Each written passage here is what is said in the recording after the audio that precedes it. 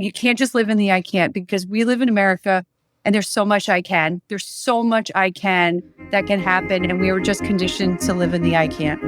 And now. I'm the captain now. Coming to you from the K2 studios in San Diego, California. This sounds great. You sound amazing. I always sound amazing. It's the world famous Everybody's hitting off like BFFs. Kris and Christine Show.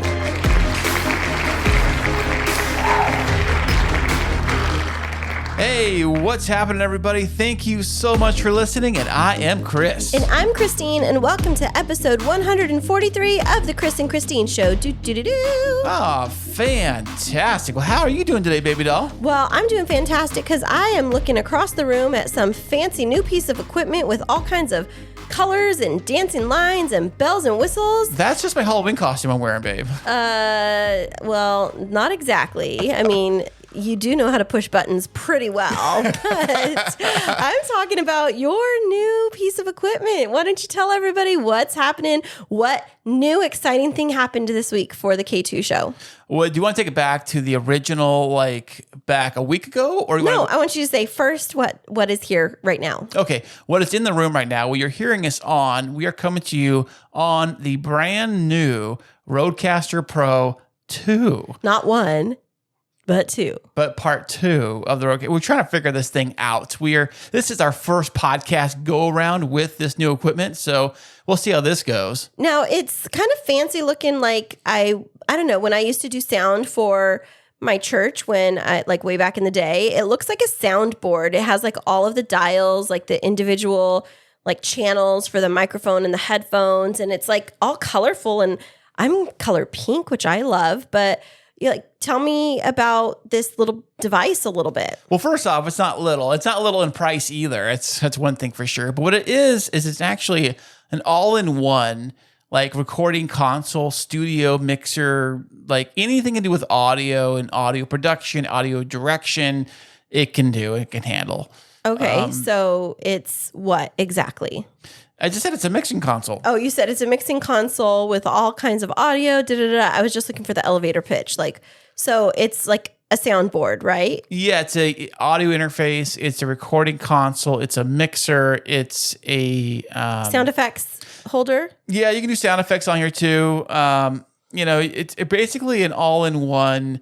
Like if you're doing a podcast, or even if you're doing like say a video YouTube style thing with you need like different video effects and sound effects and things happening live in real time, like a live broadcast or like a radio show. You could totally run a radio show with this device. That's amazing. And it sounds super fancy and super expensive. So how, kind sir, could you afford such an important device to add to the podcasting community? Well, all those big sponsors we were getting, dropping thousands of dollars, they just gave it to us for free. Yeah, right. Wah, wah, wah. What's the real story? Give us the backstory. Okay, so a week ago, if you remember from going back to last episode, I was talking about possibly selling the Z sports car. And I put it up for sale. The Z or your baby Z? My Z. So Z baby. Yes, Z baby. It is the Z. So it is very fancy and it's the Z. So I decided to put up for sale. And I was like, you know what? I hate to do this, but I could use the cash. We could pay off all the major credit card debt I got into fixing the Z in the first place. Major credit card debt. It wasn't that major in comparison to most American households. It was a bit. It was more than I feel comfortable with. I tell you that much. But you didn't just do this to get out of credit card debt. You came to me and you said that you wanted to sell the Z before you were talking about credit card debt. For what reason? Because you couldn't drive it? No, you were saying that you felt like you were out of your midlife crisis. Oh, that's right. Yeah, I feel like I'm getting too older. I'm too old for this, as they say, And I'm like, yeah, you know what, maybe... do I really need 2 cars? Do I really need a sports car on the side that constantly keeps breaking down? I got to constantly take it over to the shop and drop another $1,000 on repairs every month, it seems like. And I'm like, you know what? This car's getting older and it's getting to the point where things start falling apart and start wearing out. And I'm like, do I really want to be wrenching on a car every weekend or spending time? Wrenching on a car? What does that mean? Wrenching means like fixing the car, you know? It's like You're it's using all these phrases. Do I really want to be wrenching on a car? do. Right, exactly. Like I can't turn a screwdriver half the time, you know? Exactly. You let alone use a wrench, but go on. Captive audience here. I put it on a few places for sale. And I got one guy write me back saying, is the car still for sale? Sure, he came over. And the same guy that came over in the last episode I mentioned about, he came over and he test drove the car. He liked the car. And he's like, you know what? I would like to get a full-blown car inspection done on the vehicle before I buy it, like a pre-purchase inspection. I'm like, that's fine. You go right ahead. That's fine. Let's do that. Where do you want to do it? You tell me where, and I'll meet you there. So he said, how about the closest Nissan dealer? Because it is a Nissan Z, why not take it to the Nissan dealer? So I met him there on Thursday, I think it was. Wednesday. Okay. I met him there on Wednesday over there. And his dad met me over there, and they were nice folks. They came over, checked out the car. They paid for the full inspection, which is not cheap, by the way. I had no idea that a pre-purchase car inspection costs so much money. Oh, really? Yeah, it's like almost $300. But anyways, Wow. So they did that. Wow. They took me to lunch, went to lunch, and we came. Did they buy? Yeah, they bought What? me. Yeah, check that out. Big spenders. I know. And then we came Because back. you're a cheapskate. You wouldn't have bought for them anyways. You know what's funny? It's like the part where they're like up at the counter and they're like ordering the food and they're like, do you want anything? Well, you guys said you're buying. Yeah. Did you really? It was kind of like that, but you know. That's exactly how it always is with you. It's always like, so like you'll wait when the check comes to the table. You're that guy that's like, oh shoot, I forgot my wallet at home. Yeah, let me get my. Oh, waiter, you got this for? I'll get you back next time. Yeah. Next round's on me. You got this. All right, so you went to lunch. But he said he was going to pay for it because he was so nice of me meeting him over there and taking care of the car stuff and being very cooperative with the car. Yeah. Because a lot of people who sell cars are like, no, it's as is, buy it, take it or leave it kind of thing. Right. But I've been very friendly with the buyer. Right. And all that stuff. So we went there, got back to the dealership. What did they say? Was there, because I know you were nervous before you went. Was there like things that needed to be fixed?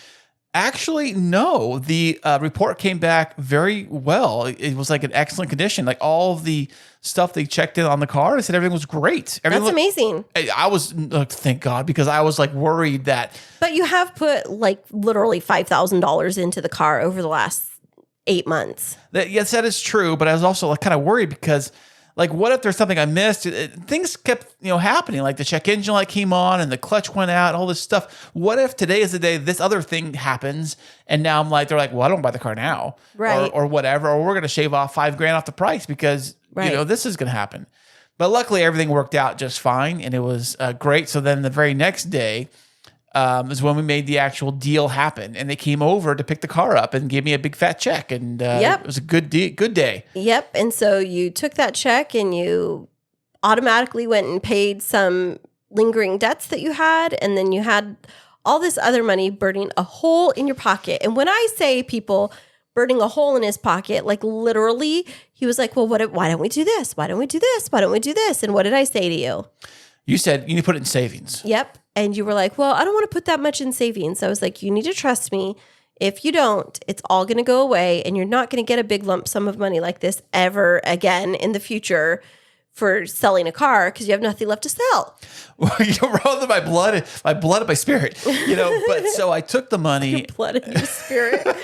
You're just coming up with all kinds of things. So wrenching on the weekends. That's right. Selling my blood and my spirit. So now we go from 3 cars down to 2 cars. I just have my truck. Christine has her car, and that's it. It was kind of a sad day. Went down. You went down from 2 cars to 1 car. I went down from 1 car to 1 car. Right. You have 1 car. I have 1 car. You don't share with me. So I wanted to do something big for myself, a splurge as you were a little bit, something nice, something I've always wanted for the podcast. And one thing I've always wanted, like for how long? Since I've heard about this cool little toy was the RodeCaster Pro. And everyone kept raving, you got to get one. You got to get one.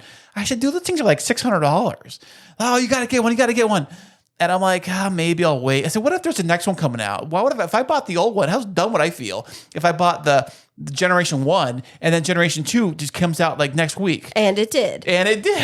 So then I'm like, But you're so funny because over the last several months, you've been like, oh, the RodeCaster Pro is going down in price. Maybe I should buy one of the old ones. I'm like, goober, why would you do that? Just save up your money for a few more months and buy like the fancy newest model instead of like investing in one that's already been used, might have issues. not a used one. I'm saying like they're marking down the generation 1 down in price. Like it's shaving like a couple $100 off of it. Okay. This one is still full price when I bought this one, and it got delivered right away, which is surprising how quick. Yeah, at like 4:00 in the morning, I see you first thing in the morning on the cameras. You put the dog downstairs, and then I see you like a kid on Christmas morning, like scampering out to the porch and grabbing your box. And then by the time I came downstairs, you had it all unpackaged on the dining room table of all places because we had company over the weekend. And then you proceeded to spend the rest of the weekend sitting at the dining room table with your headphones on and a portable handheld mic, testing it out. And the most inopportune time. Yesterday, I was so tired and I just wanted to take a nap on the couch.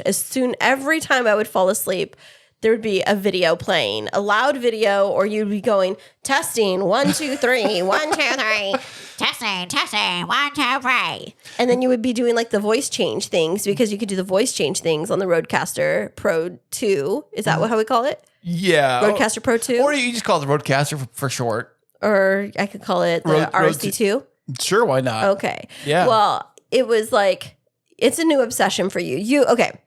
Our stages of obsession in this relationship were first when we got together, you were obsessed over the car because you had literally just bought it like 3 weeks before we got together. That's true, yeah. And then it was like the car, always the car, washing the car, bathing the car, cleaning the car, shining the car, dusting the car. And then we started, after a while, we started the podcast. And there was podcast. And then it's like every little device that you add on. And then it was your MacBook. And you were like always on your MacBook. And then now it's the RodeCaster Pro 2. And you're like obsessed. Like you don't hear anything else. I'm just trying to figure it out because I just admit got you're it. obsessed. Okay, maybe a little. I'm trying to, and the videos I've been watching are videos on how to use the toy, Like I'm trying to figure this thing out on the fly here. And today is our first run of the RodeCaster Pro, running this thing on the computer and making it happen. So, but hey, do you want to tell everybody what happened this weekend with me and your family coming over before they came over here on, was it Saturday? Your sister was coming down. I don't remember. Okay, I'll fill you in. So what happened was Christine was doing a wedding on Saturday, so she was gone. She wasn't here at the house. So she told me, make sure you get the guest room ready for your sister. No. That's not how the conversation went. Well, if you don't remember what happened, I'm telling you how it happened. I remember now. So what happened was I did not get to make the bed for my family, and I was very nervous because I know that you always get bent out of shape because I didn't get to leave the sheets out into the right place. And so I was talking with you while I was driving up to my second wedding of the day on Saturday. And I was like, hey, can you help me out with getting the bed ready for my sister and her husband? I have no problem doing that. I did tell her that she might have to help you put things together, but just in case, like if you have time, do you mind just making sure that there's sheets that are ready to go? And your first response was, sheets? I don't know where the sheets are. I don't know where to look. And nobody, by the way, for the record, nobody knows where the sheets are. You said they might be in the hamper in the laundry room. No, I said, okay, no, there that's are not some what sheets. I said. There are some sheets in there. Are these the ones? That's not what I said. What I first said was they're in the cabinet on the top of the stairs, the bottom set of cabinets. There's all kinds of sheets there. But there may be an additional set in the hamper in the laundry room, but I'm not sure.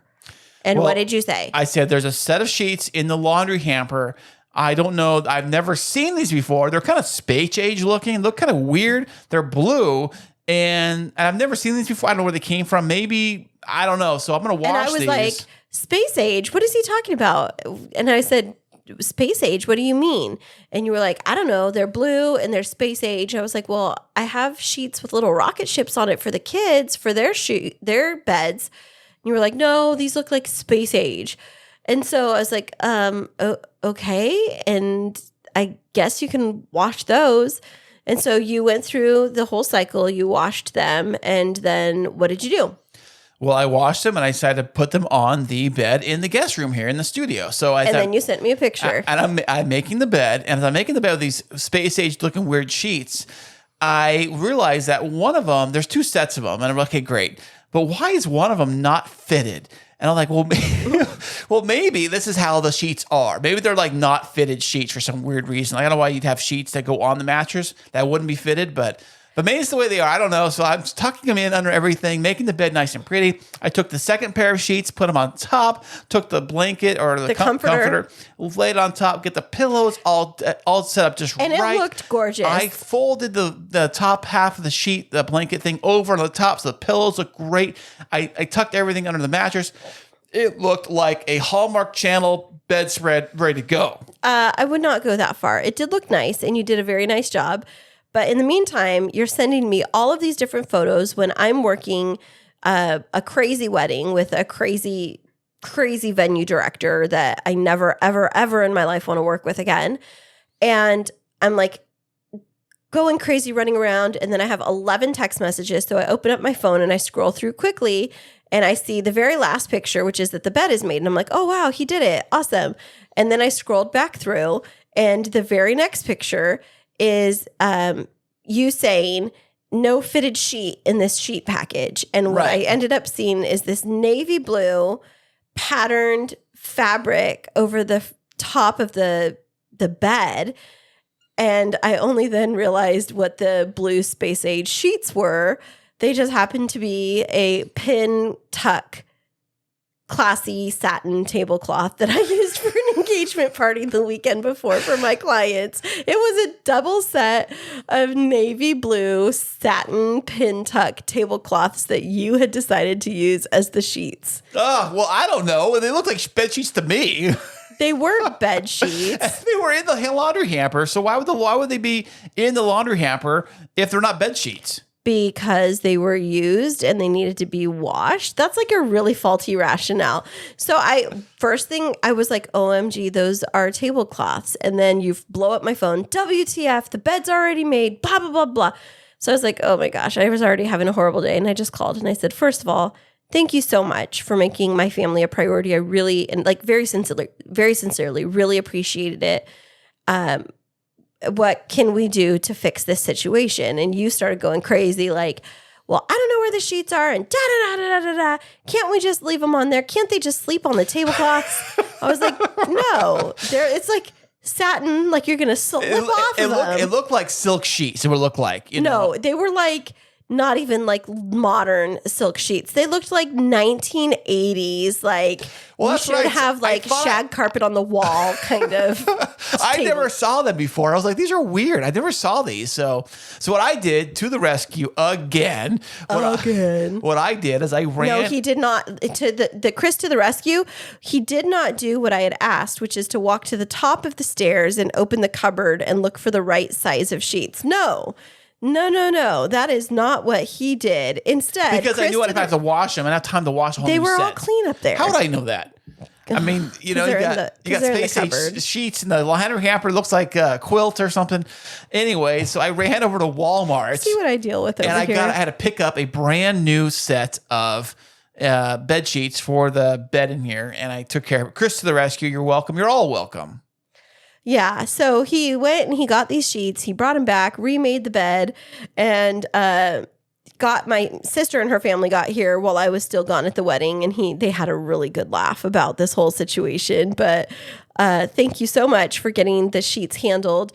I, on the other hand, while you were home doing all of that stuff and definitely holding down the home front, I had double weddings on Saturday. So I had floral set up in the morning at Scripps Seaside Forum. And then in the afternoon and evening and nighttime, I was coordinating and doing flowers for a wedding up at a winery in Temecula.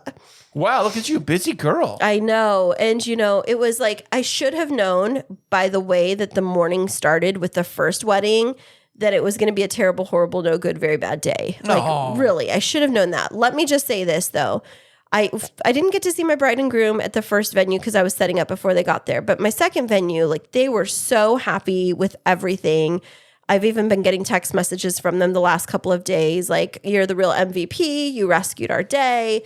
But bottom line is that there was an individual that worked for the venue who was really horrific to work with. And I would go to the point of saying like was sabotaging the success of me and my team and miscommunicating. And it just made it for a really horrible experience. I mean, like all the way down to she wouldn't even provide a sufficient number of vendor meals for all of the vendors. That's horrible. I know. Who does that? I know. And I asked her, I was like, hey, I did supply the head count.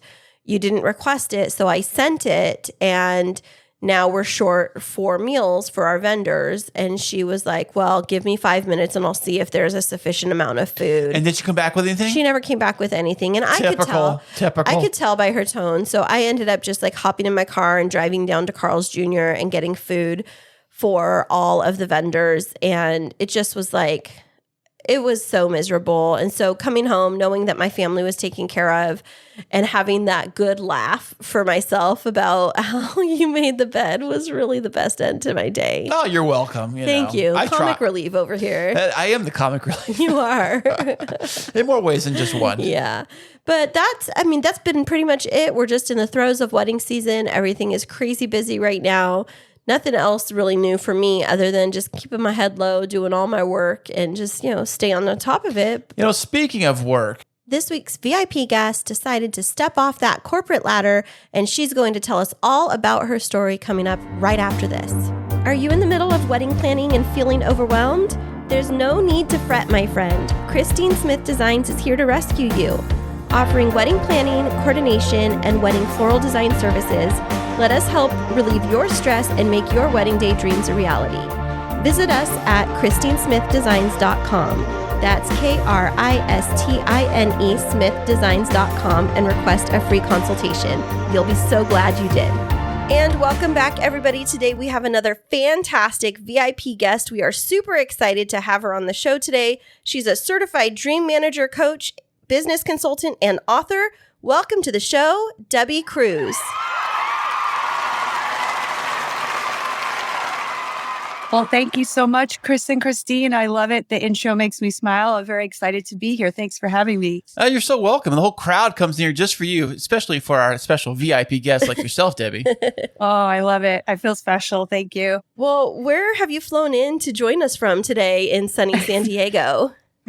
I am from outside of New York City in a suburb called Mamaroneck, part of Westchester County.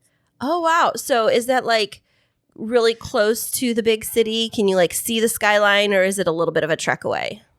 No, you could see the skyline. We actually have a park that faces the whole skyline of the city into Long Island, which is pretty beautiful. No, I could be in the Bronx in 10 minutes, and then I could be in Manhattan in another 20. Look at that. That's amazing. Yeah. Now, is that something that you do often? Because we live in the suburbs of San Diego, and it's like going into town isn't a big deal. Like we'll just drive in there and, go to dinner or whatever. Is it more of an ordeal for a city like New York City, or is it just like, oh, we want to go have some really great pizza, let's just hop on over? I think through time, it's completely changed. I think back in the 80s, it was the biggest deal to go into the city, and you went into the city for dinner every weekend. And that's where all the hot restaurants were. And so many people realized that it did become a bit much, especially if you're working in Manhattan all week. And a lot of great restaurants were opened in Westchester. A lot of chefs brought their businesses here. And so sometimes people are like, I don't need to go into the city because the restaurants here are just as good, if not better. And then since COVID, the city has definitely changed. The train schedules have changed, so they're not on a regular schedule. They've been on a holiday weekend schedule. I don't think that's changed just yet.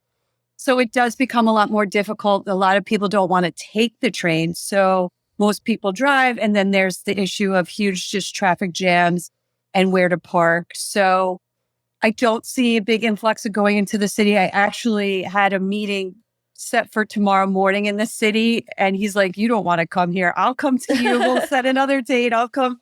He doesn't live all that far, but he works in the city, and he's like, no. I get how it's a pain to come into the city now. So the last time I was in the city, and I used to work in Manhattan every day, was last September. I haven't been there since. Oh, wow. Now, did you grow up around that New York City, Manhattan area, or are you a transplant to the area? No, I grew up here. I live in the same town where I grew up, so I basically know everybody, which is Wow. fabulous. Yeah, yeah, That's great. Yeah, it is. It's really cool. I enjoy it. I'm very happy There's not a to lot be of here. people that you find like that are native to that area and have stayed there their entire life. You tend to find, like in San Diego, a lot of, we call them transplants, but Oh, Christine's one of them, by the way. I am, but Kris, my wonderful husband, is an OG San Diegan. And so he's like you, where, he's grown up around the area. And I think it gives you a different perspective and appreciation. But also, like with Kris, he sometimes forgets how different life is in other places, that you don't have all the, wonderful amenities that are so readily available when you're so close to a big, popular city. Yeah, I used to travel for my jobs to different cities every week. And yeah, New York is a very unique place. I know that San Diego is as well, especially being on different sides of the coast. You do get used to your own city and just what it has to offer. And then you go somewhere, middle America, that's not as big of a city. And you're like, what do you mean everything's closed at 8 p.m.? Right. Or there's you a dry things. state or dry city where it's like they don't serve alcohol on Sundays. Yeah, you learn those things the hard way when you're in Pennsylvania at 5 p.m. And you're like, what do you mean we can't get a bottle of wine? Yes. Right. Exactly. Yeah. Well, we're excited again to have you on the show, Debby. And we know that you have a really unique story of, navigating corporate America and now pursuing your passion. So what is your professional background before leading you to being out on your own?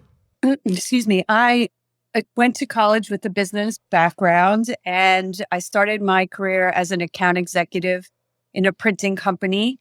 I worked my way up, not in the printing company, but through a whole bunch of different industries. And I ended up as a C-level executive. And I realized I was told that was always the dream. And I'm like, yeah, sure. But inside of me, I'm like, I don't really think this is the dream, but I must be wrong because everybody around me thinks this is the dream, the big title, the big office, the big salary. And you get there and it felt like a prison. It just was horrible. And I didn't enjoy it. I was making myself sick every day. And I just decided to listen to the voice inside of me that said, get out of here and just start writing and don't worry about it. And I was like, well, I've been listening to all the other voices that have led me here, and I'm disgusted with who I am right now. And I'm so unhappy.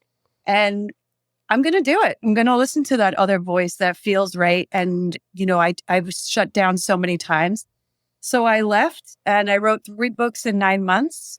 Whoa. Yeah. Yeah. And, writing is taking on so many different directions for me into writing a blog. And then now I'm writing programs that work on people getting centered into their hearts and really following their dream and their true self, and writing some meditation programs for that. And I really just feel like I've been on this journey for a reason. And for myself, learning to listen to what's on my heart and not be afraid and fight through all those fears and anxieties. I learned that what I did really well at my job and all of the jobs I had was identifying the people around me, what they were really good at. So I felt like if I could read my heart, I'm definitely able to read other people's heart and put them in the right places and give them the right tools to be extremely successful. So now on this journey, I realized that, I want to take individuals and be able to write a roadmap of dreams that works specifically for them. Hey, Debby, so when you're working in corporate America, can you mention anything that really kind of pissed you off that made you say, this is not for me. I don't want to do this anymore. I think not matching my value of who I was as a person to my performance at my job. So making decisions that were our fault as a business and our fault as a corporation, and myself as an individual having to go and discipline people or let them go because they were given the right tools or the right resources to do their job. And now looking back, having that clairvoyance of, it did help a lot of people I did promote over 500 people in less than 4 years. And I'm very proud of that. I feel bad for like the small handful that didn't follow, didn't get into that realm of being able to be fixed. That's what breaks my heart. But, knowing that I was able to turn over 500 people around in less than 4 years and get them into their next level position makes me feel good. I left because I was an ugly person. I didn't recognize myself in the mirror. I didn't like being a person of faith and then coming into an office and cursing and making decisions that I was sort of forced into that didn't feel good because I didn't feel it was the right thing for the company. And being in a manipulated situations to make decisions for political reasons, I was like, this isn't who I am. This isn't what I'm about. And that was part of the biggest decisions of making me feel like a prisoner. And I was like, I'm going to die if I stay here. I will be dead in 6 months if I stay in this job. Wow. And it was a choice of life. I feel like I made a rebirth of myself by just saying, you know what, I'm going to listen to my heart and I'm going to listen to what my value is and who I really am truly here to be. It's not having a fancy title. It's not being treated this way and treating people in a horrible way back. So I feel like even though it seemed like ridiculous to people around me, it saved my life. And that was more valuable than anything. I wanted to build off of that for just a minute because you talked about not recognizing yourself in the mirror. And I work in, I wouldn't say a corporate job, but I work in a very complex and highly political organization. And I've been having conversations with colleagues in and around my organization and outside of my organization. And one of the things that they come back to, because it really kind of follows a trend in the United States where not a lot of people have a really well-established savings or like an emergency fund, is so many people are afraid to step out and do something different because they don't feel like they have a safety net if they were to leave a reliable, stable salary and benefits. Right. So from your perspective, your situation might have been different, but how did you navigate that decision to go from safety and security into following your dreams in the unknown? Yeah. I think that I made a choice a little bit faster than I would ever suggest other people to make. It wasn't fast either. It was over like a 2-month time period of conditioning out of the job and then, putting myself into the right place. I did have a plan. I did have a bit of a cushion to hold on to. I did have clients set up because I was planning to go and to do side consulting while I was writing. And the gigs that I had set up, like 3 of them were dead flat the second I left my job. And I was like, oh my gosh, I can't believe this is, and I can't believe this is happening to me. And then there were 3 opportunities that I actually said no to. Oh, wow. And I think it's significant to see that it was 3 and 3 because 3 is such a significant number in the Bible. And, Jesus died at 33. And the message is I told you to write. I didn't tell you to go consulting. I didn't tell you to do this. I told you to write. I was like, okay. So listening to your voice, I do make sure when I work with clients that they don't go into that radical, like, that's it, I'm going to walk in tomorrow and say I quit and I hate this place. It's like, no. That's a dream, though. That's everyone's like that's like every that I love a good quitting story. I do. Yeah. And I actually will tell you a fun quitting. It's not fun for the person, but it's fun for me from the outside. We had an employee years and years ago when Facebook like sort of became pretty hot, and this guy thought he was untouchable. We were ready to find a reason to let go of this guy because he was making mistakes. He had just such arrogance and just wasn't really performing on the job. And he went on Facebook and made a public proclamation like, I hate my job and I'm leaving today. And he just thought he was so cool. And his manager was like, can I do this? Can I literally go in with this and be like, you quit, so goodbye. Like, just like that, huh? Statement. Yeah. And he's like, what? No, I didn't quit. We're like, no, you made a public statement, for the world. So that's basically a press release. So they'll take your badge. So if you actually say on social media that I'm quitting today, even though you really don't mean it, just because you're like mad at the job, is that technically is the same as quitting? I haven't really put on my HR hat in like the past 3 years, so I don't know what rules have changed. But technically, it is a statement that you made publicly. So yeah, it depends on the company's philosophy and what their rules are. But for the most part, yeah, you made a public statement that you're leaving your job, and that's basically a resignation. Wow, yeah, look at that. That's very accurate, and I could see how that social media post could be used in that way. So let's focus back on your journey. So you stepped away, and you said you had like 2 months where you were putting things into play to be able to branch out on your own. These consulting gigs fell through, and now you're faced with writing. How did you, first of all, find motivation? Because when you have a corporate job, you have to get up, you have to go into work, you have expectations of a timeline. I would just be worried for myself that the minute that I quit my job, that I'd be like, oh, well, now I can officially sleep in every day. How did you navigate staying motivated? Well, thankfully, I had many years of a job where I was on the road every day. And when I wasn't on the road, I was working at home, because to go into an office that was like 40, 50 minutes away from me didn't really make sense. And all my meetings were basically virtual anyway. So that learning that discipline I was already in that. So I had that discipline of wake up every day at the same time, make sure you have a really strong routine. I still do it. Like, I will not leave the back of my house, my bedroom and my bathroom, until I'm showered, I'm dressed, I'm fully make-upped, teeth brushed. And then it's like, okay, well, I'm not going back into that room until my day is done. It is a discipline. It is hard to stay in that. And COVID wasn't very helpful, but you have to condition yourself into it. So, a lot of people, when they leave their job, that's the first thing they do. It's like, okay, I'm going to have a little staycation now. And oh, yeah. I'm going to sleep in, and I'm going to order in, and I'm going to have pizza for lunch, and or McDonald's travel as a maybe snack. too. Yeah.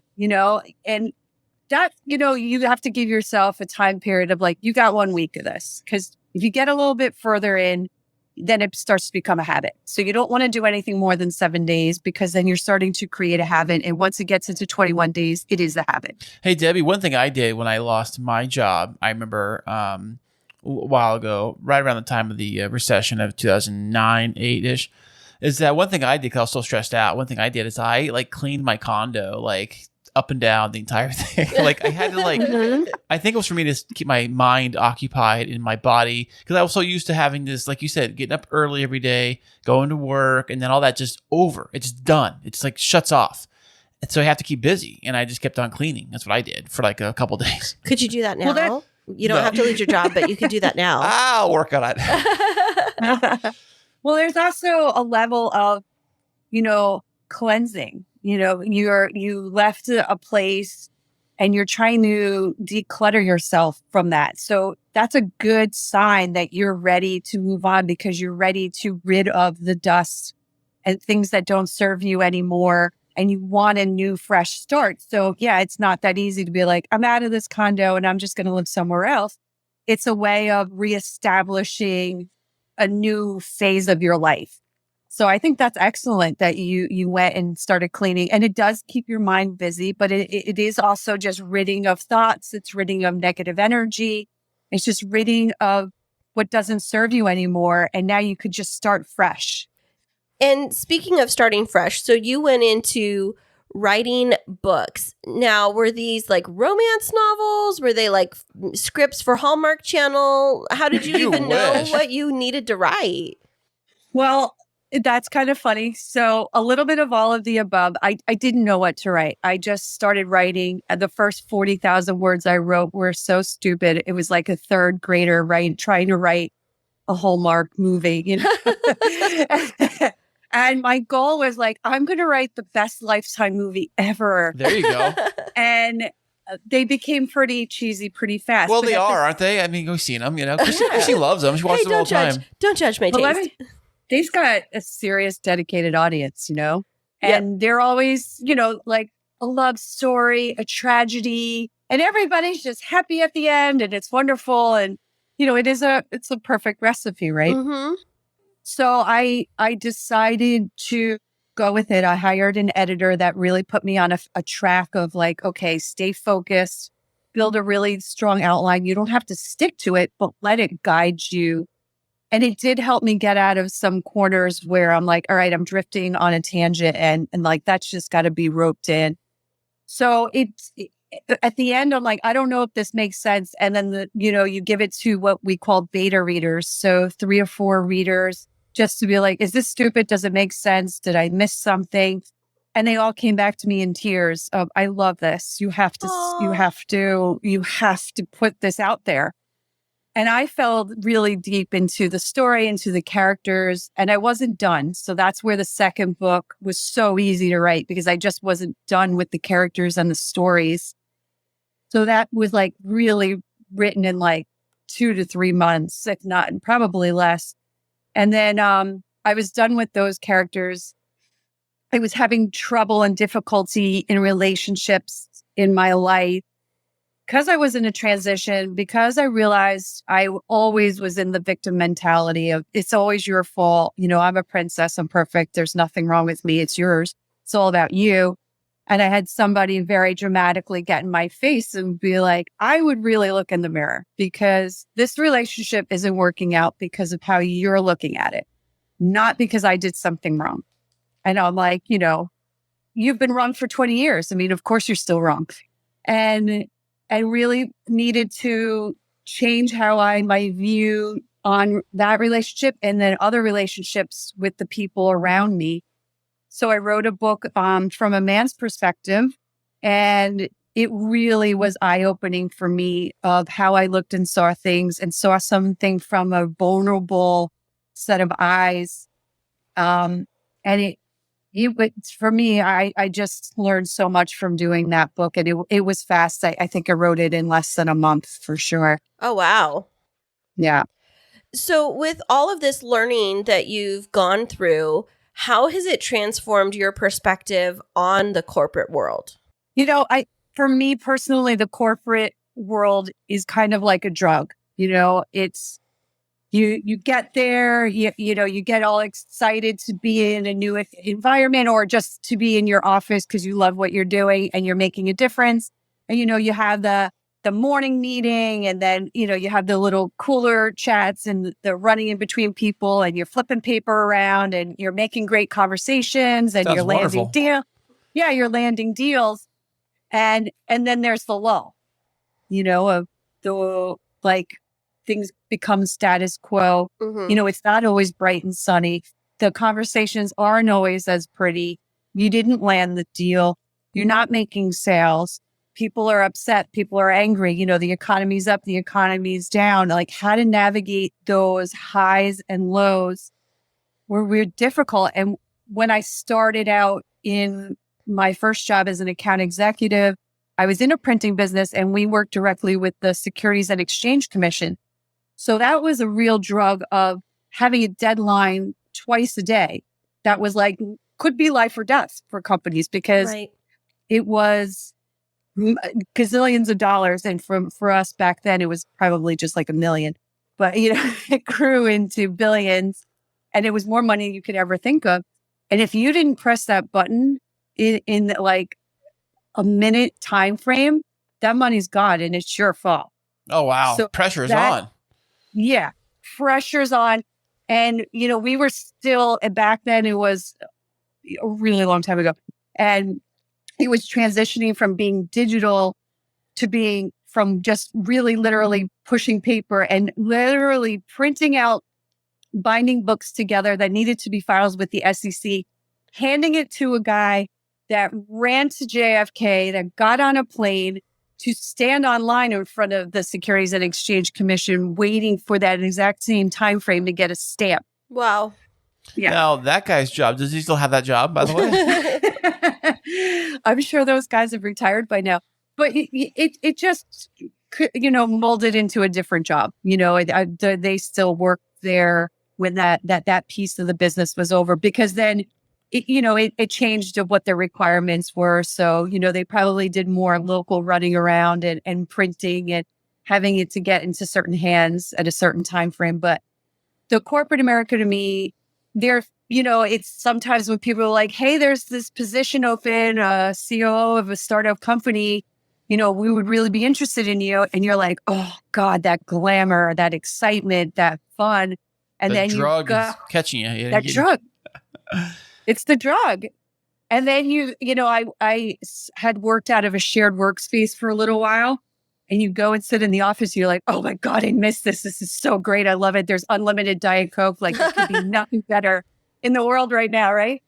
And then you realize, all the personalities and like those bad habits you could fall back into. And I'm like, I can't do this. Nope. Mm-hmm. No so CEO Debby, job. What advice do you give to those who are in that corporate world and they are just kind of hit to that lull, like you said? Like, what advice do you give them to keep on keeping on, Yeah, great question.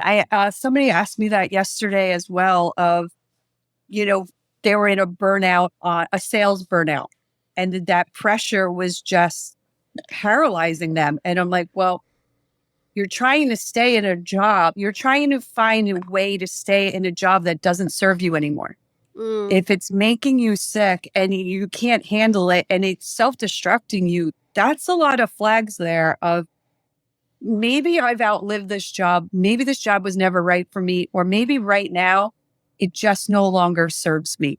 So that's a big question you have to come to terms with yourself. And the first thing everybody's going to say, not everybody, but the majority of people go to, well, I can't leave because money, paycheck. I have to feed my kids. I have a mortgage. My son's going to college. Every reason that there's money. But once you say, okay, let's take money off the table, you have 100 reasons why you wouldn't be out the door in a minute. So when you take that one thing that's blocking you, and it's a huge fear of money, and money is really just an exchange of energy, right? So you now let money control you. You've now said that money is controlling me, and it's my fear, and it's my block, and it is giving me anxiety. It's giving me problems at my job. It's giving me problems in my relationships at home. It's making me eat too much, drink too much. I don't feel good about myself. It's this one piece of energy that you're letting control you. So say, okay, I'm going to brush that money. I'm going to put it aside. I'm going to look at everything else. Do I still want to stay here? Is this still the right job for me? Will this improve me? All this. And once you make those choices and decisions and make them the reasons, you can come back to the money and work out a strong plan. And that's what I do with people, is to make sure you work out a strong plan that you can leave, that you can pursue your dream, that you can be at that place where it's safe and comfortable for you to make that transition. And some people are a little bit more daring than others, but the majority of us are terrified of looking at zeros in our bank account.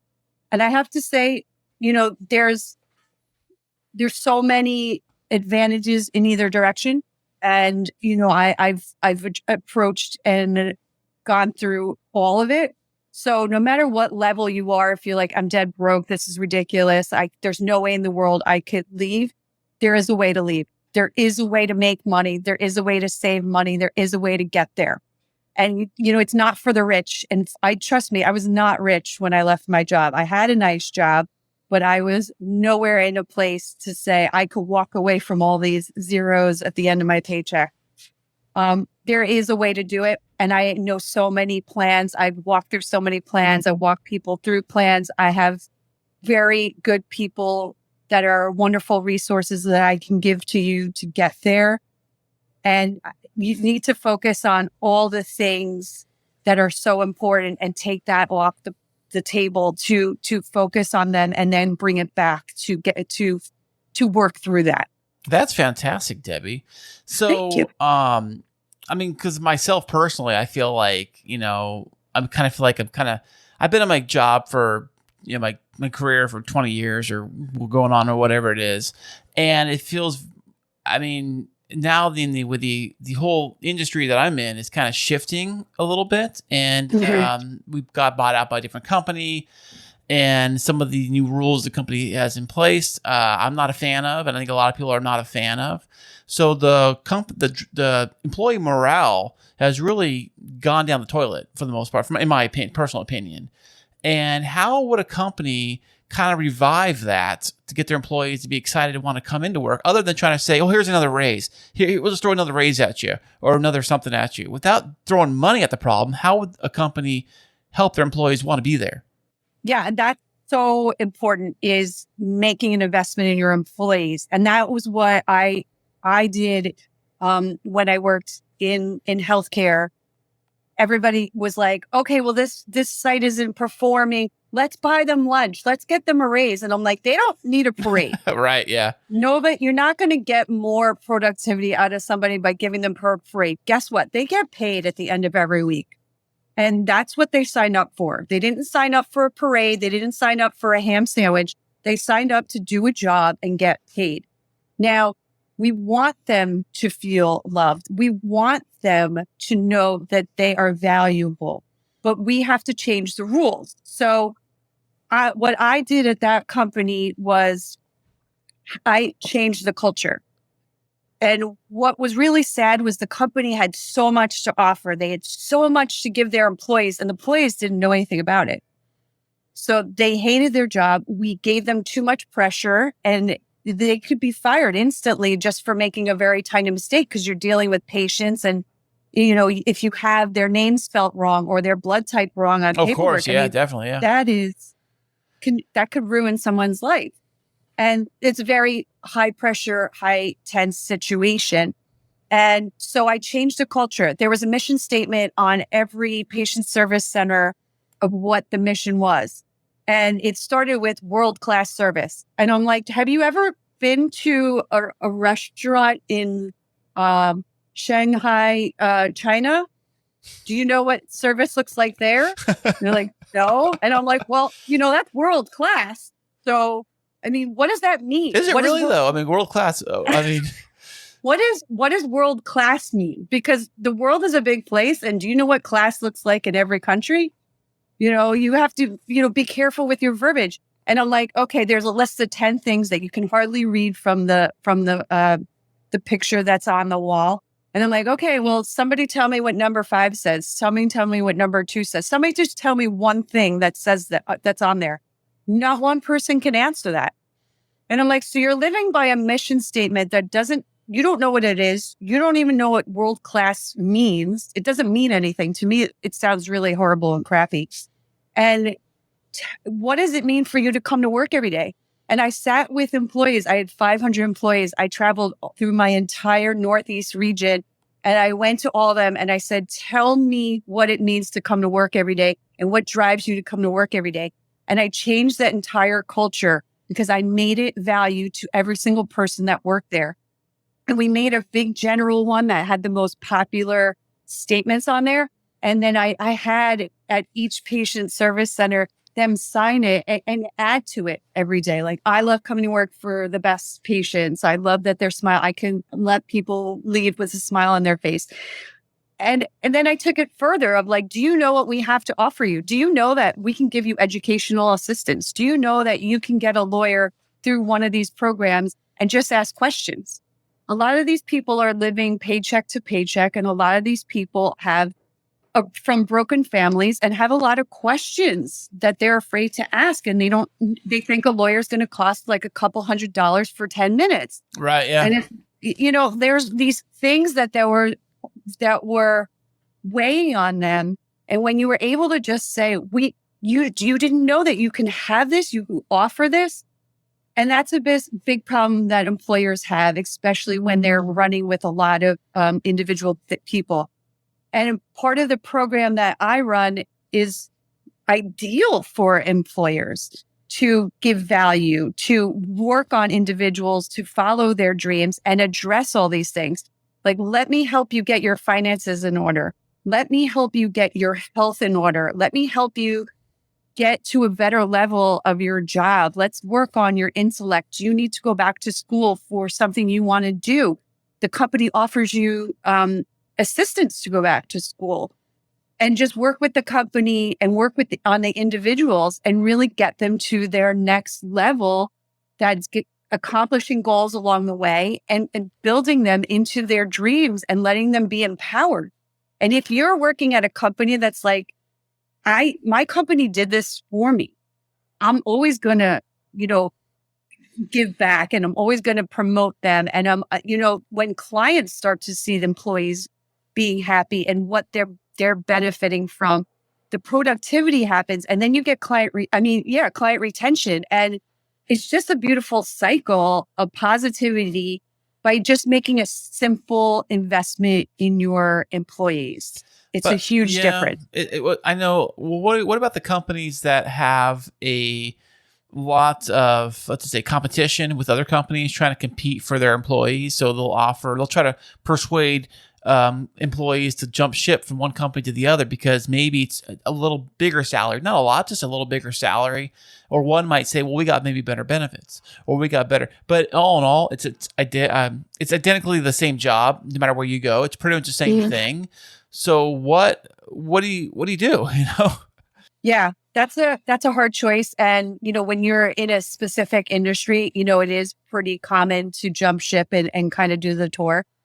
And what I've learned, because I came to that crossroads a few times in a few places, and, you have to you can't be glamorized by $3 extra in your paycheck because, $3 extra. Yeah, it is. It literally is. It's that. Yeah. It turns out, right? You're like, oh my God, an extra $5,000. And then you break it out and it's really not a lot. And then it takes you into a next tax bracket and you end up paying more money in taxes than what it actually gave you. Right. So those are things you really need to, take a step back and look at the offer and look at what you currently have.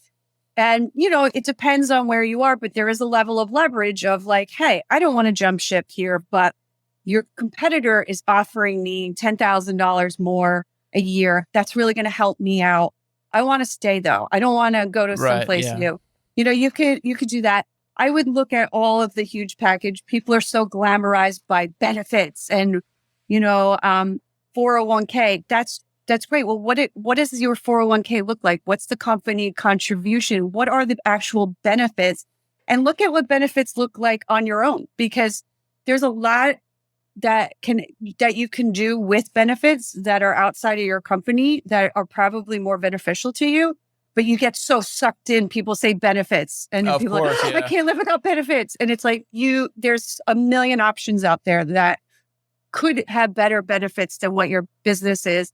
If you're a small company, you can't offer the same as a bigger company, but some of the bigger companies are really gypping you because they're getting played by, the insurance that they have. So there's a lot to look at in that. And, being first of knowing enough from the companies that I worked at, I help people really, really look into that and do a full analysis of what is it that you really need.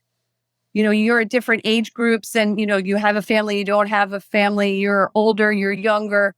Everybody's need for benefits is different. So if you're 25 and you're paying for benefits like as if you're a 65-year-old man, I mean, that doesn't really serve you. Of course, or a family or whatever. I know some people say I pay X amount of dollars for all my kids or whatever, but if you're just a single person, say 25, like you said, like they just need medical for themselves and maybe a 401k. I mean, what else they really need, Yeah. And when you get to that, you're at that negotiation phase between competitors where you are and where you're looking to go, they're going to play a lot of manipulation games on you. And I would really, once again, I strongly believe in doing all your homework on all those logistical avenues of what's important for you at the end of the day. But I definitely encourage a meditation on both. And what I do, I tell my clients to do is to print out all the pros and cons and, leave your pro list on top of the con list for both companies and sit and meditate in front of it and just close your eyes and do a visualization of where do you see yourself? Like when you close your eyes, do you see yourself at this company or at this company? Do you see yourself happy? Where do you see yourself when you come home from work at the end of that day? How do you see yourself interacting with clients, with the people you work with? And you may not, there's a lot of unknown with the new space. But if you're migrating to a place in a new space and not migrating to a place in the old space, there's something to be told there of who you are is gravitating towards the new space. So I would look at that new space, and I'm not saying that that's the answer. I'm saying, hey, if you're still not sure that this new space is the right space for you, maybe there's something else. So maybe Debby, you need to continue to look. What about actually, is it okay to ask the employees of that new potential company, like, what are your honest opinion of the place? Is it okay to do that? Yeah. And, that's what great things about LinkedIn is you could look up a company and you could find somebody in if it's a competitor, you probably already know people, right? But, there's nothing wrong with wanting to know, is this the right fit for me? Right. Yeah. Well, also too, is like, if you catch, I know that like if you ask somebody from a competing company and they're having a bad day, what are they going to say? Of course, they're going to hate the place they're at. This place sucks. I hate it here, And then you're like, oh, I don't want to go there. It could be that too. So, and also on LinkedIn, if they say they hate the place, could they get fired for that? I mean, is that like something you could get in trouble for? I wouldn't approach it as like a public, hey guys, I'm going to leave my job. I mean, I would, hopefully if you're going to a competitor, again, there would be people at the new place that and of course you're going to ask for a level of confidentiality of, hey, can I just talk to you for a few minutes? I'm interested in leaving as the grass greener on the other side. You don't have to give all your details or cards. Let them say like, or you can even approach it a different way. Like, hey, I haven't talked to you in a while. And, I see you're working at XX and I work at YY still. How is it over there? Tell me, do you love it? You don't have to put all your cards on the table of right. Just a common curiosity, kind of like, hey, chit chat, like, hey, how you doing, kind of thing.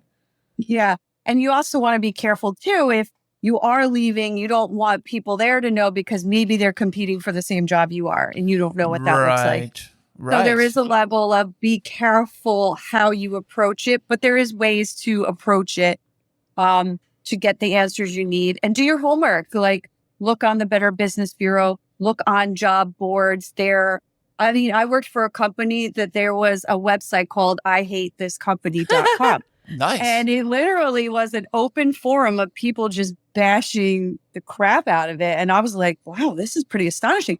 But, when I worked there and I was running a whole division, it was good homework of like, okay, you could see the people that were commenting because they weren't realizing that we were up to knowing what was going on here and their real names. And you're like, okay, well, these people are leaving or they're going to do something damaging to the company. So I have to address that.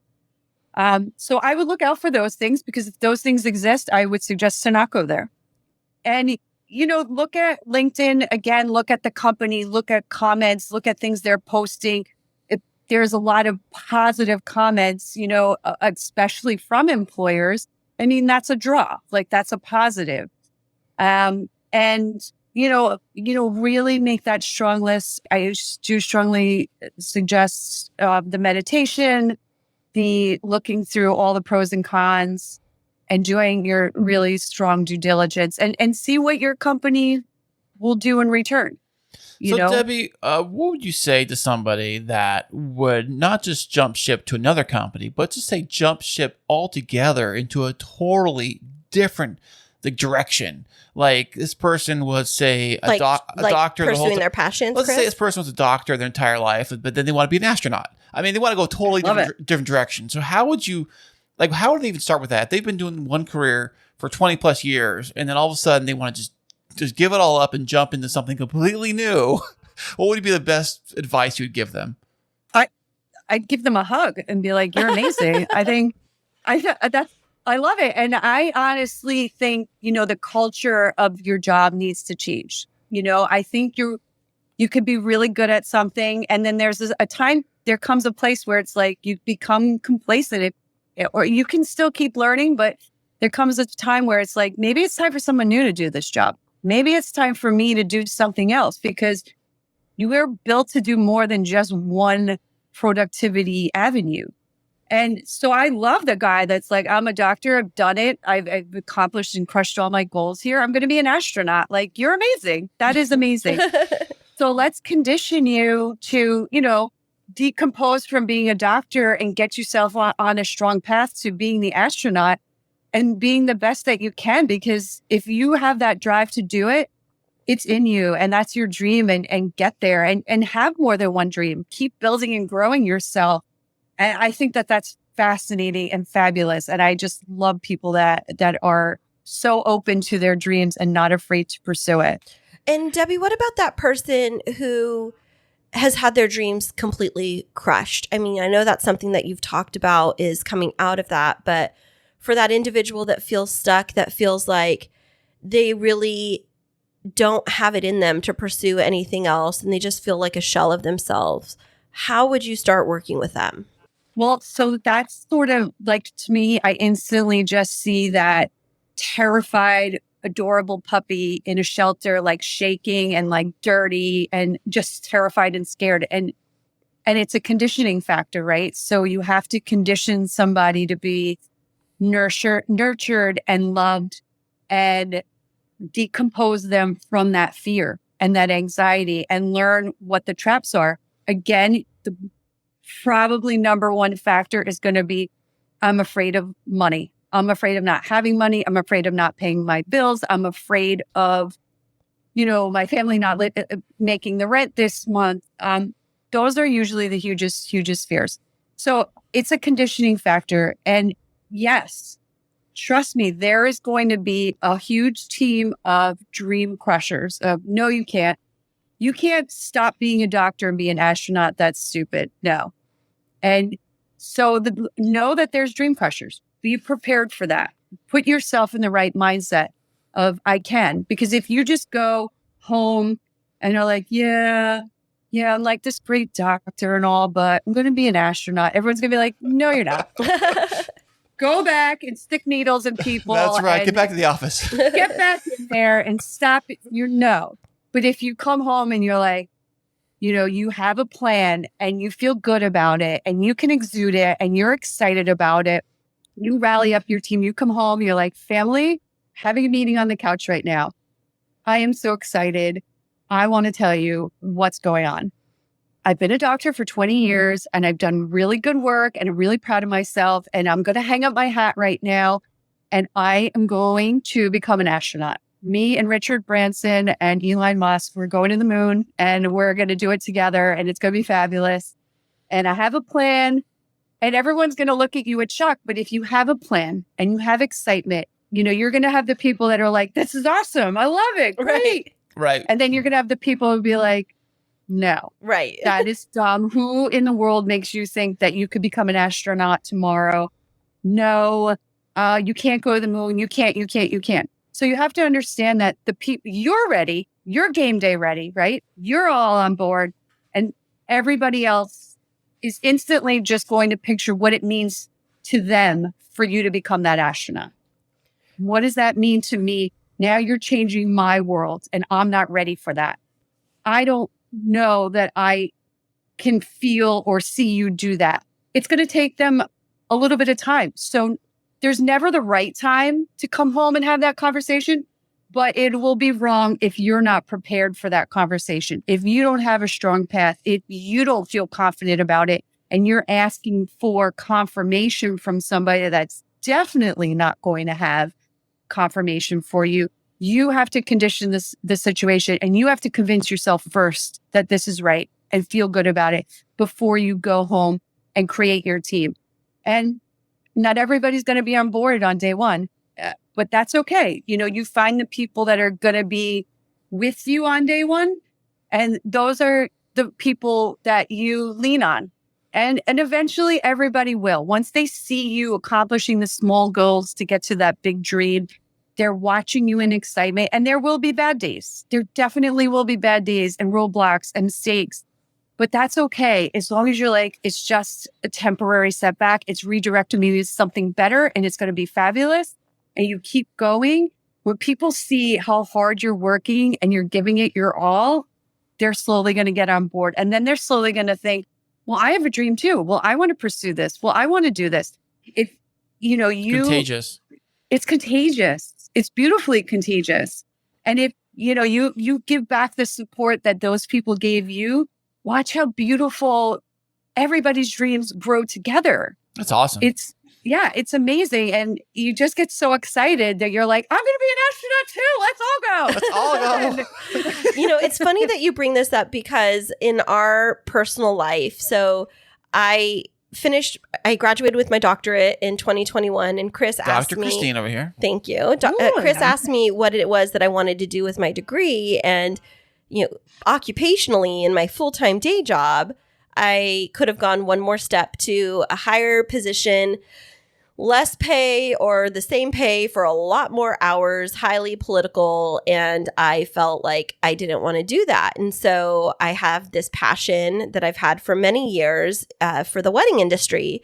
And so I told Kris that I think I wanted to kind of dabble back in wedding planning and floral design. And it's taken off like wildfire. So I do both right now. I do my main job and I do this. But it's interesting at first because I would say he was a little hesitant to think that this could actually make a decent amount of money until he started seeing what it was bringing in.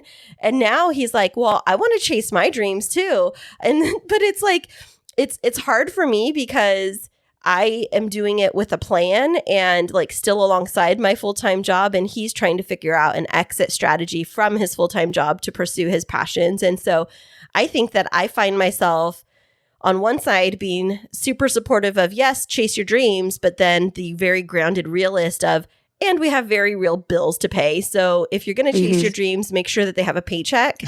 And Yes. I think that's hard for me because as a spouse, I could see how when couples are going through this, it could feel like your partner might be going through a midlife crisis and you discount it and you might just be like, oh, well, they're going to get over it. But in reality, I know that my husband really hasn't had the opportunity to chase his dreams when he was younger and do everything he wanted to. And so now it's like pulling at him as he sees me really fulfilled in this creative occupation. And I don't know how to navigate that, supporting his dream and also staying very grounded in the fact that he can't quit his job because we need to make sure to put food on the table, kind of what you were saying earlier. So what would you say to those spouses who might have their partner going through this, I think, dream crisis or career crisis that want to change lanes, but the other spouse is bounded by the fear of what could be lost if they do that? Yeah, well, I think that this is a great conversation. And this is a lot of couples get to this place and there's resentment and there's ugliness. And then there's, again, that money is in the way and it could ruin them. And so it's wonderful that you're both open and having the conversation. That's the first step of, I think that's wonderful that you are open in conversation and open to support each other, but you're honest about what the fears are in the middle. And what I would do is, obviously, for me having this conversation, I'm the party that I know a little piece of the story. I know a few minutes of each of you, and I would be able to sit with both of you and let's lay it all on the table. Let's lay out a map, right? So let's lay out Christine, where are you? Where is there a transition place? What's going to stick? Is it going to be staying and doing both? Is it going to be the event planner going to win? Or is it, this was a lot of fun and I'm going to go back to what I was doing? So you had started the train, so you're right now a little bit ahead than Kris is. So it's what I'm loudly hearing is the finances is the big fear in the middle. And that's the prevention of Kris from going into his maybe new dream, new phase of what he wants to do. So I think it's now rebuilding the roadmap as a team and the roadmap of what finances look like and how to navigate goal. So now there's always the common goal of, feeding the kids and the mortgage and all of that. Right. But now it's okay. We have directions from this main hub, right? So we have all these directions that are two trains that are going to split and go, and we need each other to support each other. So it's walking through what the finances look like and making sure that there's a solid plan there of being in a good financial state of, okay, at this point, Kris can make the jump. And at this point, Christine will be at where she needs to be at her phase, whatever direction that is. And it really has to be mapped out. It has to be a strong commitment from both of you. Because there's going to be a lot of hardships of like, yeah, we're going to, and I'm just being obnoxious in this, like, we're going to eat ramen and live without electricity for a month, and it's going to be great. No. That's not great to me. I don't know. No. It's not, it doesn't have to be that harsh at all. It's going to be, sticking with that of, maybe you guys love to eat out twice a week. And it's like, okay, well, maybe we go out once a week to a lesser kind of a restaurant. And, when you're in that day, in that moment, you had a bad day at work. You're like, oh, but I love the lasagna at Antonio's. It's the greatest and I need it tonight. And it's like, no, we made a commitment to go to Olive Garden. And, so I don't know. I'm just joking right. to get a point across. But, those moments, it's like, no, we got to stick to the plan. And yeah, you're going to have a few times where you're not, and, there'll be minor setbacks, but you have to be okay with that.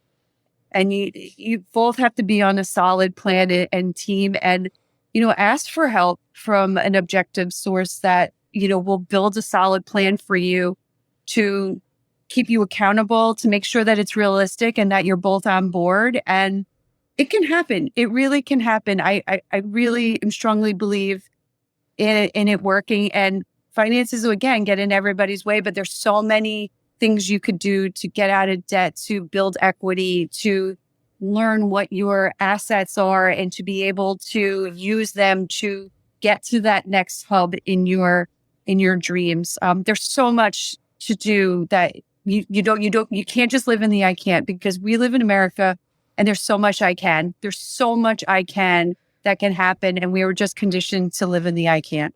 And it's time to change that. And that's just what I want to do, is to pollinate everybody, to let them know that you can, and your dreams are on your heart for a reason, for sure.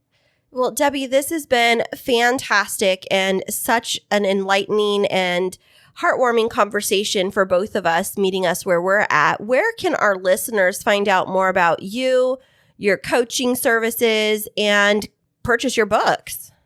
Oh, thank you so much. And yes, this has been wonderful. I thank you for your time and great conversation. You can find me on my website and social media. It's all the same handle, Debby Krusz. So DebbyKrusz. And that's .com for my website. And it's at Debby Krusz. Again, DebbyKrusz. I would love to offer to all your listeners a free 15-minute consultation on getting to your dreams and any of these roadblocks that are in your way, and help navigate you through that, as well as a free download of my last novel that's out called Soul Meets Body. Nice. Where can we find those at? Are they on your website? I will send you all the links that you can post perfect. with the show. I'll yeah. put them in the show notes. Yeah, and definitely. And I know that Kris is definitely going to use that link to get his 15-minute consultation, because Awesome. He's been here. He's been giving me like head nods and thumbs up and like pointing at me like, yes, this is good stuff. And so we know that, especially amidst the pandemic recovery and the Great Resignation, that there are millions of people around the world that are trying to make sense of work-life balance, and also how to give themselves the opportunity to live the life they've always dreamt of and not feel so constrained by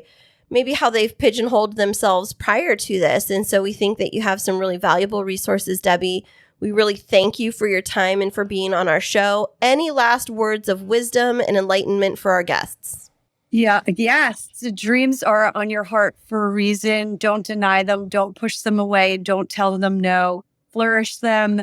Let them bloom and be the best version of yourself, because you're here to be loved and to shine. And I can't wait to help you get there. Thank you guys so much. This was so wonderful. Thanks, Debby. Yes. Thank you. Have a great day. If you love music and podcasting, now you can have both. Introducing the brand new K2 radio station, available 24/7 on the Live 365 app for free.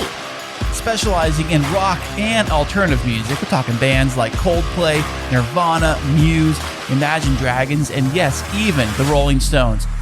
They have all stopped by to drop off songs, and we even have brand new popular tracks added every single day. Also on the free K2 radio station, we are including podcasting. Get the best of both worlds. Download the free Live 365 app or listen online at live365.com and type in K2 Radio. You know, Debby was great swinging by the studio today. Absolutely. I loved hearing about her perspective around, what it takes to step outside of the predictable corporate environment and, chase your dreams. Yeah, I'm always chasing my dreams, baby. My dream is to be wealthy and work from home and be married to you. And I know, exactly. Your dream is own to be a bunch of sports leech. cars, but I'm going backwards in that department. What You just want to be you latch on to me. You're like, I just want to not work and I want to be a house husband. No, I want to work. That would drive me nuts if I was just staying home doing nothing. I could not do that. When have you ever seen me sit and do nothing?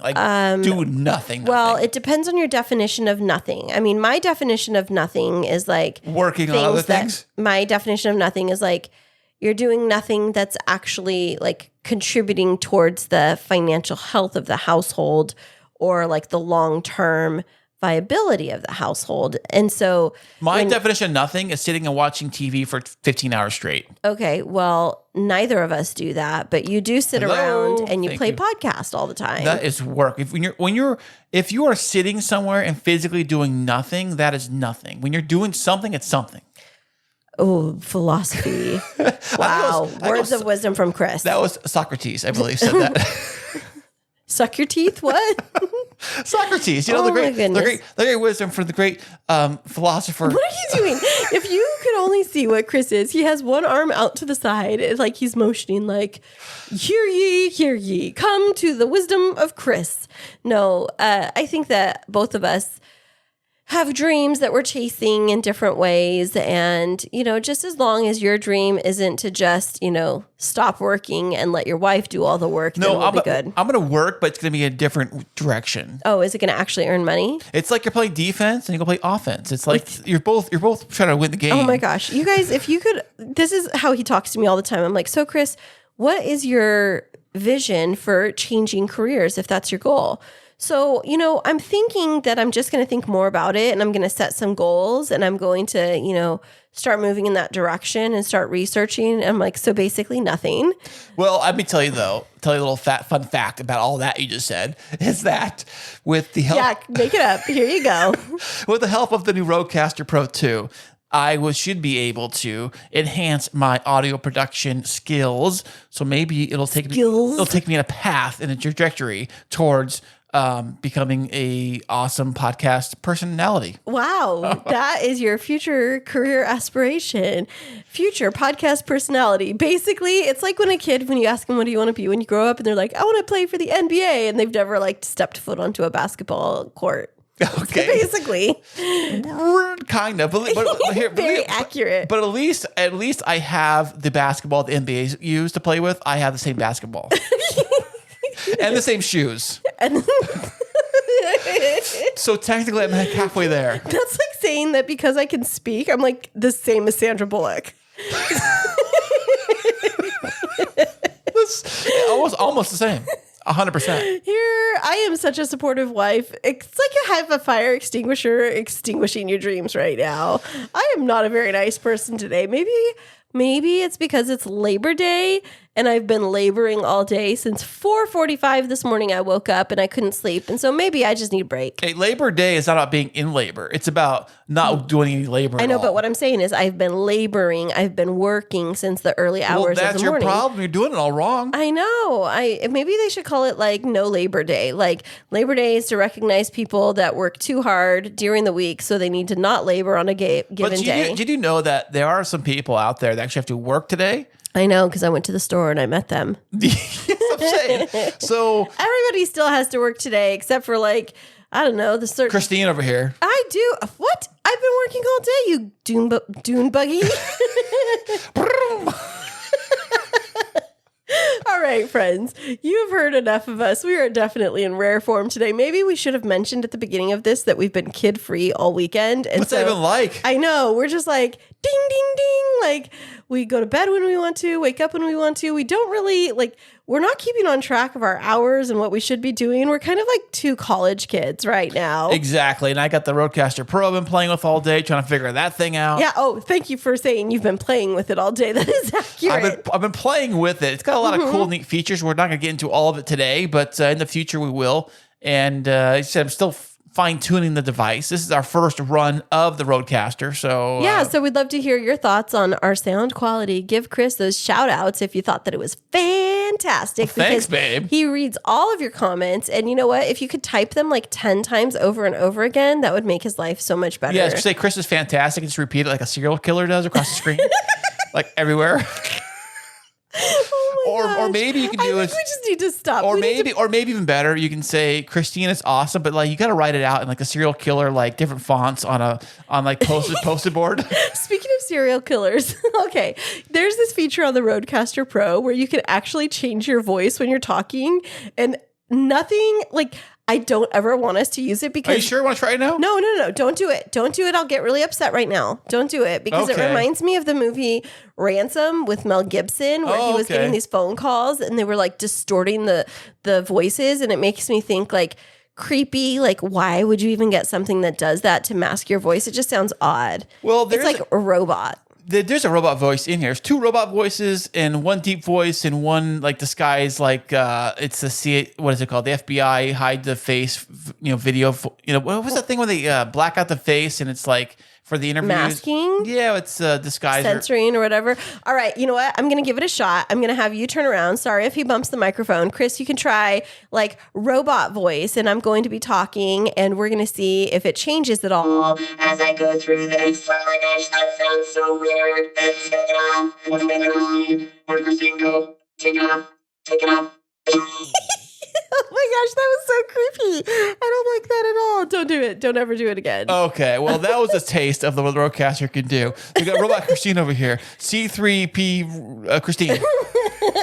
C3P Christine. All right, everybody. Thank you so much. Episode 143 is one that we're not going to forget, but in case people want to forget this one and want to go back to one of our previous episodes, where can they find those? Well, you can go to the master hub of it all, which is chrisandchristineshow.com, and you got every single thing you want to know right on over there.